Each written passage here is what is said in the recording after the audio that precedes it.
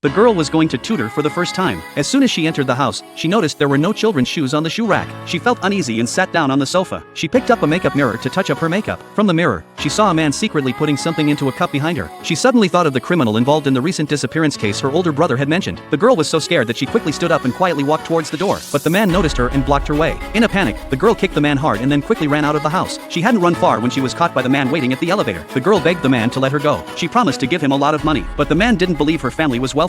If they were, she wouldn't be doing tutoring work. At that moment, the girl's phone rang. The man hurriedly knocked the phone out of her hand. Meanwhile, her older brother, upon hearing the news, immediately tracked her phone's location. He rushed over with his man. At the same time, he called his subordinates nearby to inquire about his sister's situation. When the man heard that the CEO's sister was doing tutoring, he immediately remembered what the girl had said earlier. He thought to himself that the girl might be the CEO's sister. He rummaged through his bag and pulled out a photo. Seeing the girl standing with the CEO, he was now certain the girl was the CEO's sister. Knowing the CEO was on his way, he quickly packed the girl's belongings and prepared to leave the house. After hanging up the phone, the man thought about how his wife had run away with the money. It was the CEO who had given him money and work. He felt deeply grateful to the CEO for saving him and his mother. He thought to himself that he absolutely couldn't hurt the CEO's sister, but he was also afraid that if the CEO found out he had kidnapped his sister, he would take away everything he had given him, and might even send him to prison. With this in mind, the man burned the photo. Then he put the girl into a sack. Just then, the CEO walked in. He was about to go with the man to look for his sister, but suddenly noticed a piece of jewelry on the floor. This piece of jewelry was specially customized for the CEO's sister. There was only one in the world. The man lied to the CEO, saying that he had found the jewelry on the road. He urged the CEO to hurry and go look for his sister.